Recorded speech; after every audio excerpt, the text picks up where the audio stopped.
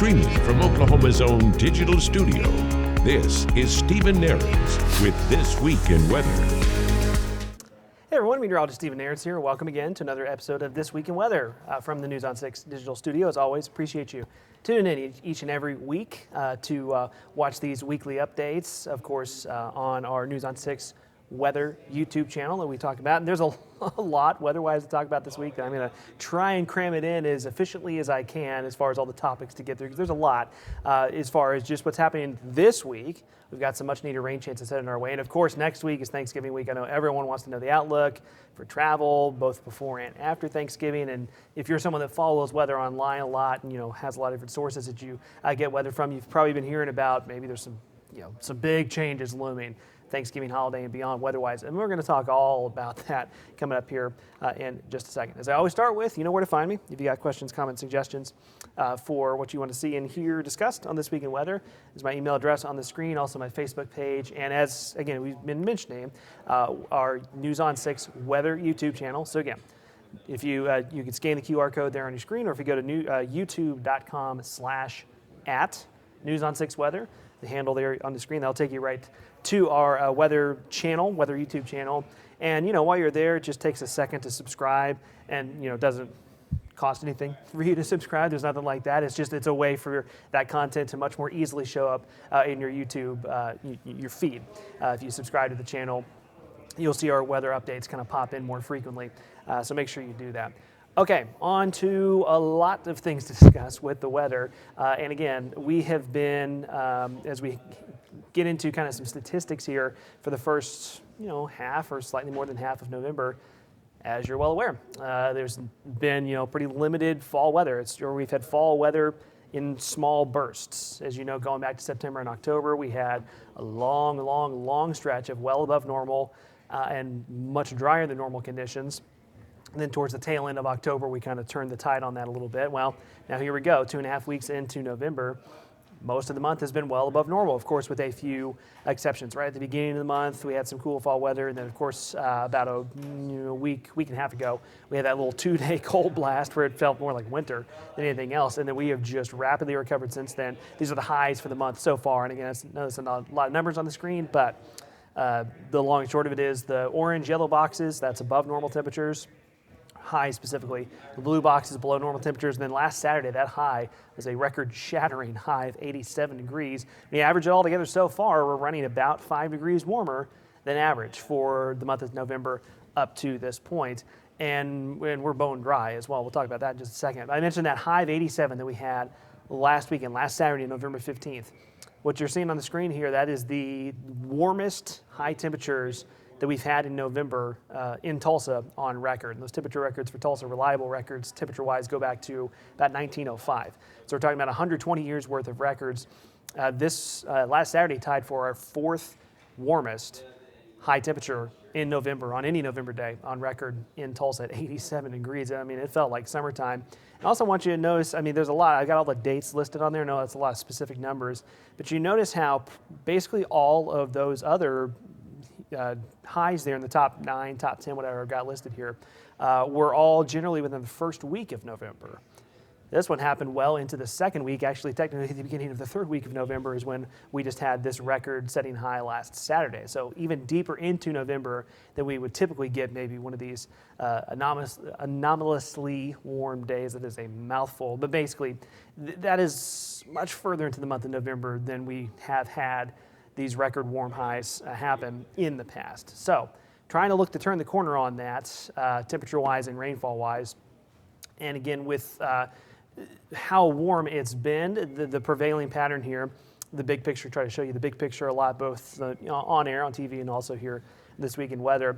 And you've heard me talk about this a lot. That big picture, you see the big old H centered to our south. That's that upper level ridge of high pressure, sinking, compressing air. When that settles in, and it's particularly strong, typically the temperatures warm up significantly and rain chances are hard to come by, more often than not, because it forces the main jet stream track basically away from us, whether it's to our west, to our north, to our east, whatever it may be.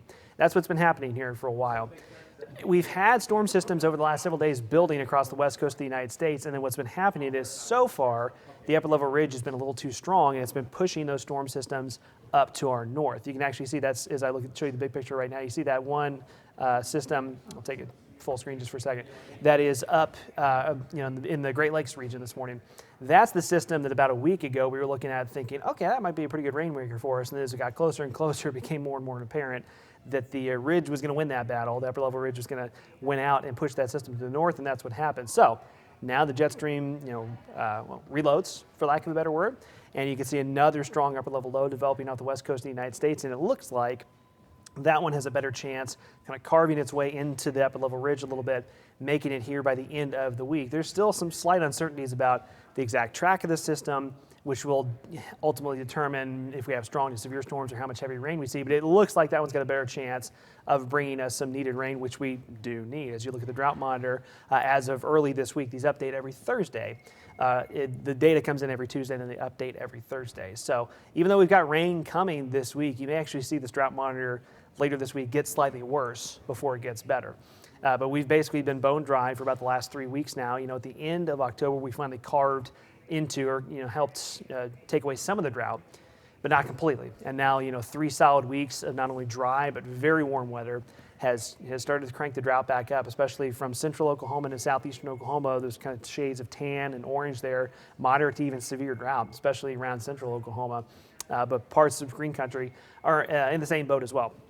So we do need rain, and it still looks like a pretty good bet that we're going to get some. Just want to kind of walk you through the timeline over the next couple of days as we head into Wednesday, Thursday, and Friday. So it looks like, just as you plan out for a mid to late week here, that we get through, I'd say, the majority of Wednesday, at least the daylight hours Wednesday.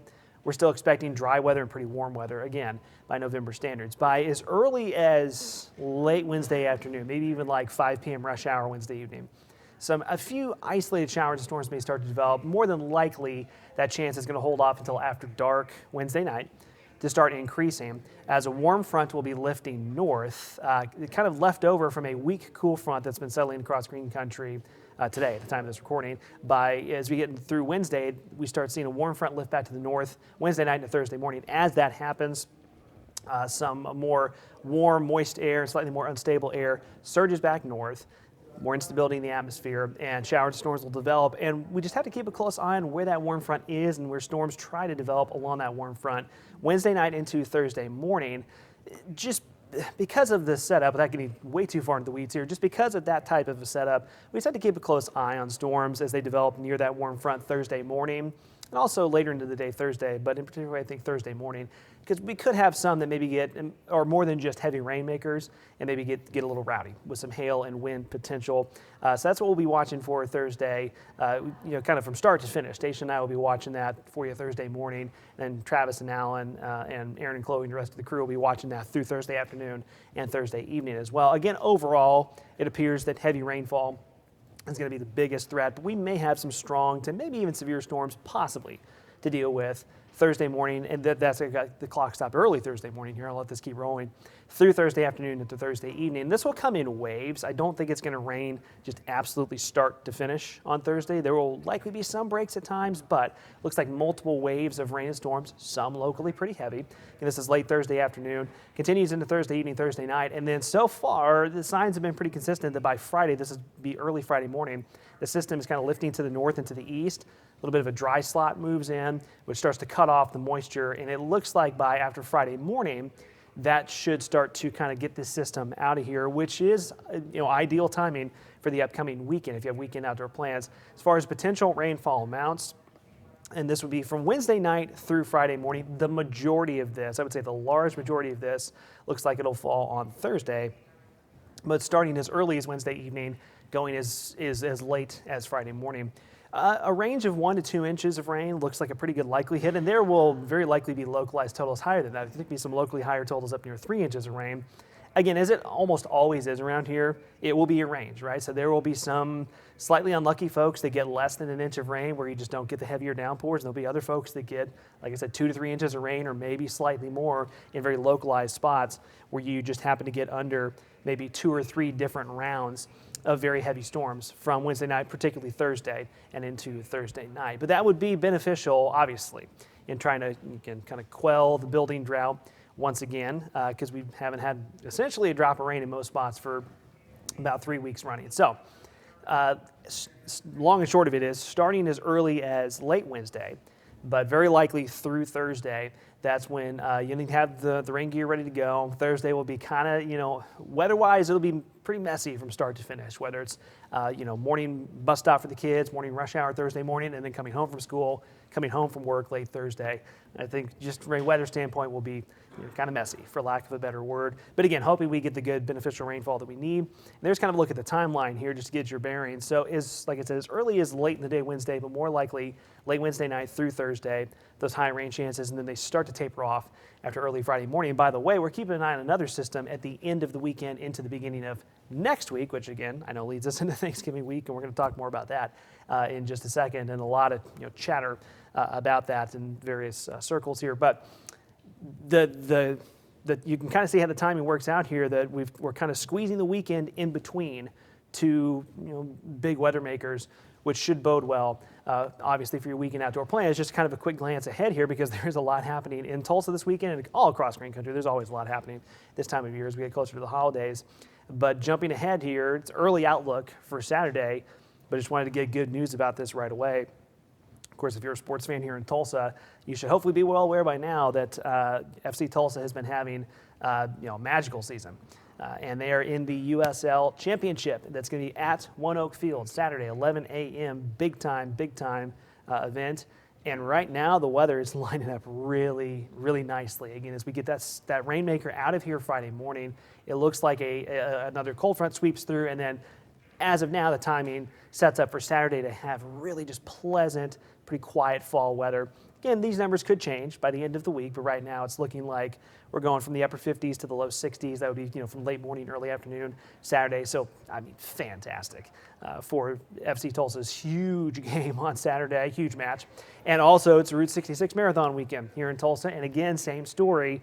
As of now, the timing of these rainmakers that we're tracking, right now the timing appears to be ideal for us to have quiet weather Saturday for the 5K and the Mascot Dash, the fun run in downtown Tulsa. And then Sunday is, of course, the half marathon and the full marathon and the relay. Both look like chilly mornings, but not just unbearably cold. As of now, and these would be kind of the sunrise or slightly after sunrise temperatures Saturday morning and Sunday morning in the 40s. And again, these could fluctuate some by the end of the week. Sunday might end up possibly a little bit chillier. But it looks like, as of now, fairly light wind mornings, and as of now, no rain or storms to worry about. So, all that to be said, it looks like there's kind of good news on multiple fronts this week, is that we've got the rainmaker coming late in the week that we really need, even though it will be a little disruptive for a day or two for outdoor plans. And then still looks like this weekend lines up with much quieter, calmer fall weather before we get into potentially some more active weather for the beginning of next week, heading into Thanksgiving week. So I mentioned this off the top. If you're someone that keeps an eye on the weather, not only here locally, but there's obviously so many different sources that you can follow on air, online, digital, YouTube, everywhere else, to kind of get updates on not only weather now, but like maybe what's coming down a few weeks down the line. And I will preface this by saying, whether it's coming from me or from anyone else, when you're looking at long range forecasts, we're talking more than a week out, you've got to take everything that you hear with a very, very large grain of salt, all right? Just because you get that far out, we're talking about a week and a half, 2 weeks out, or even further out, there are so many variables in the atmosphere at play that can lead to large ranges of possibilities, let's call it, in those forecast models. And if you're someone that follows the forecast models as well, and no surprise this time of year as we start getting from the end of fall towards winter,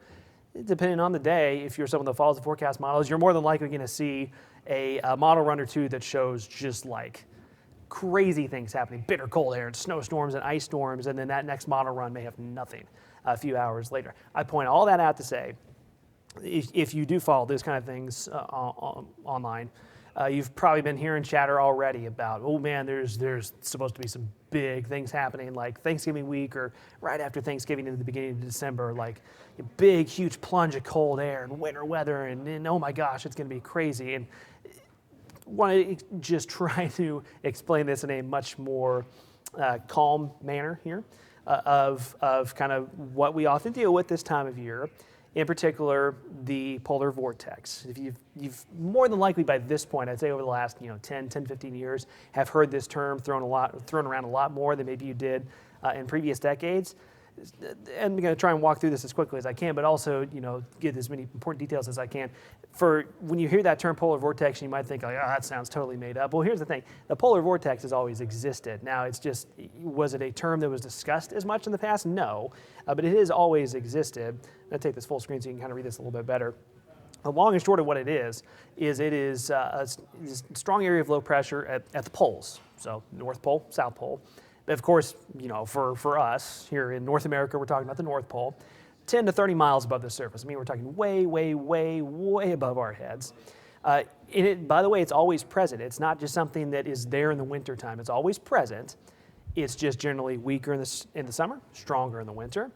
And it can be disrupted, for lack of a better word, kind of the overall pattern where that polar vortex kind of usually sits near the poles, near the North Pole, right? Well, it can be disrupted, for lack of a better word, where some portion of the jet stream flow weakens and it starts diving south and sends more cold air away. So, again, that's the polar vortex. You also hear that referenced, you may have been hearing people talk about the stratospheric warming event. You're like, what does that mean? And the long and short of it is, because we could discuss that forever, is it's related to the polar vortex. And it's kind of the opposite convention of what you would think. When you hear that stratospheric warming event, essentially what they're meaning or what that means is there is this warming event, kind of this dislodging of the polar vortex to the north that helps surge south, warming in those far upper levels of the atmosphere that helps push the polar vortex and that much colder air further south. So again, when we have a stronger polar vortex, that area of low pressure, it stays to the north, right? Generally, it keeps the cold air to the north, and we don't feel as much of it. But it can be, like I said, disrupted, for lack of a better word, and maybe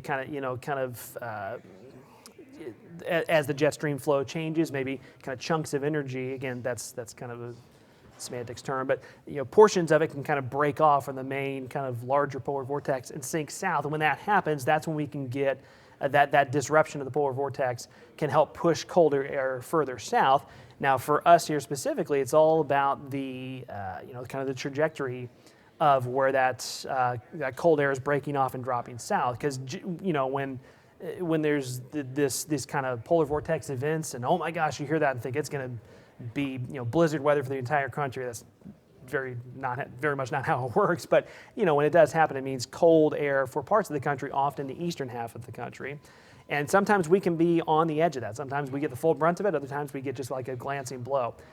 Talking a lot about this, kind of rambling a lot about this, just to say that the polar vortex always exists up around the poles. It gets discussed more as we head towards winter because it's typically when we see kind of weaknesses in it that allow it to drop south and bring cold air outbreaks across portions of the United States. But if you, like I said earlier, if you're someone that follows that a lot, with various weather sources that you may follow, on Facebook and YouTube and everywhere else, you've probably been hearing chatter about this. And of course, at times, you may hear some sources that discuss it in very large terms and inflated terms, maybe scary sounding terms and all of that. I won't get into that, but just to say that anytime you hear discussions about long range stuff, whether it's the polar vortex or even not that, just quieter weather, but 2, 3, 4 weeks down the line, you just got to take it with a very large grain of salt because there are just so many variables that can change between now and then. Like I said, I know that was a lot of rambling here, but I bring it up because that's been discussed as we head maybe towards Thanksgiving week or beyond. And here's kind of a look on the jet stream. I've kind of zoomed it to the north, and I just let this roll, and you can kind of just see how these areas of cold air way up, near the North Pole, break off and slide south through northern Canada, even into central Canada, at times the northeastern United States. You can kind of just see the trajectory. That's through this weekend. This is through the first half of next week as we head into Thanksgiving week. And you can see there's, cold air is trying to get pulled further south, but still a lot of the brunt of it is across where you would expect it to be, in the northern half of North America. That would be the middle of next week near Thanksgiving, and then this would be next weekend, like after Thanksgiving into the weekend after Thanksgiving, maybe folks are traveling back home, and then right into the beginning of December. What you're seeing there, I've got the clock stopped here, is that's showing, kind of a bigger plunge of cold air that'd be right around December 1st. Again, the caveat that I gave you a couple times already, that is a long ways out. This has already changed numerous times in the long-range forecast data about when this could happen, or if it gets held to the north, the brunt of the cold air that is. In general, there have been quite a few signs in the forecast models and the long-range data and what's called teleconnections, which kind of putting all the pieces together of the jet stream flow across the entire Earth and how that impacts us eventually. There have been enough signs in that long-range data to suggest that eventually this kind of thing is going to happen, whether it's right after Thanksgiving or the beginning first week of December, that a significant chunk of cold air will break off, drop south, and impact possibly like the eastern half of the United States, which can impact us as well.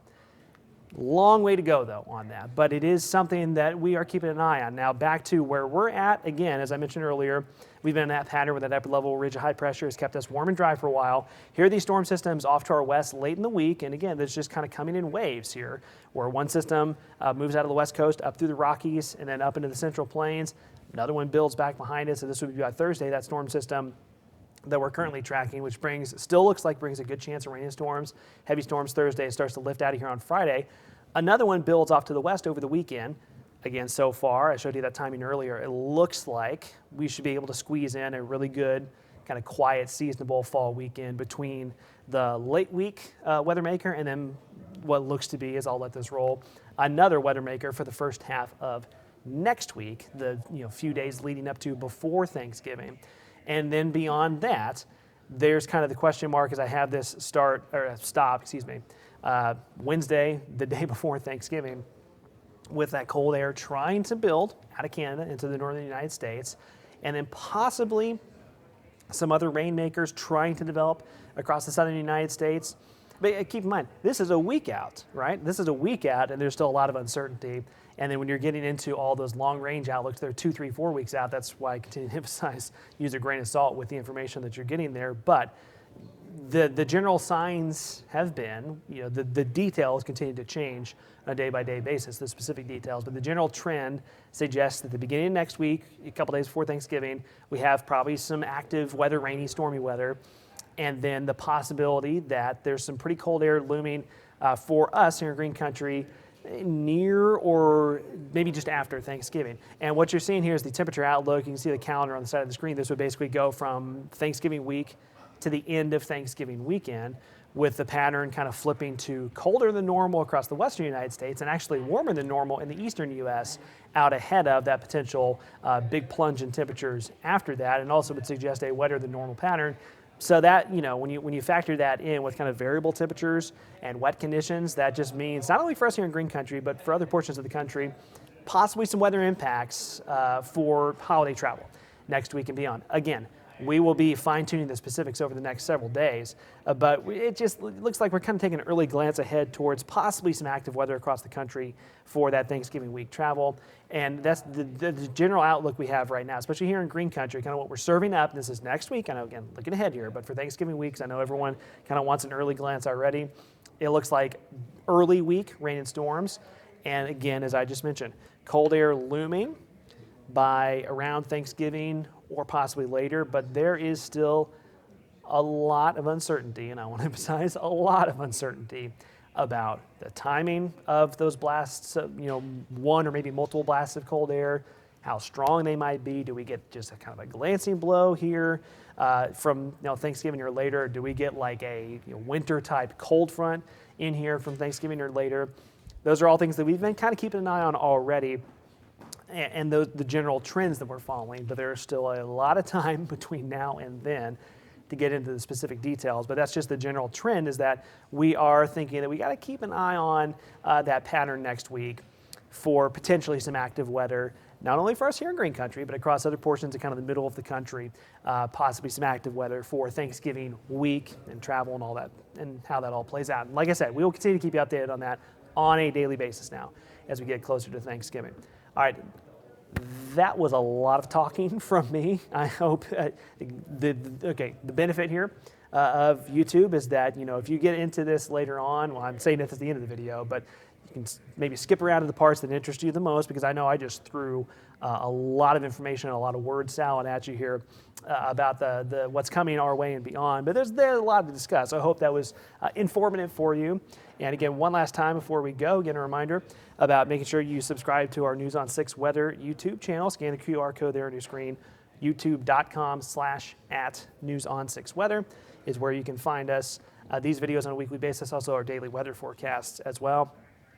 And last week I mentioned that I was planning to have StaciaKnight on this week with me to kind of discuss her change over to the morning show with me.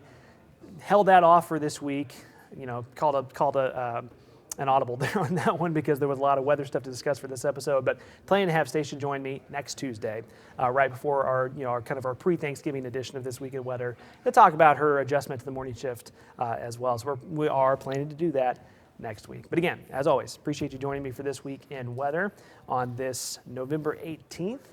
We'll see you next week. Take care of each other, and again, we'll see you next time. Thank you for watching this Oklahoma's own digital studio live stream from the Bob Mills Weather Center. Stay with News on 6 online and on television anytime for the latest weather updates to keep you safe and informed.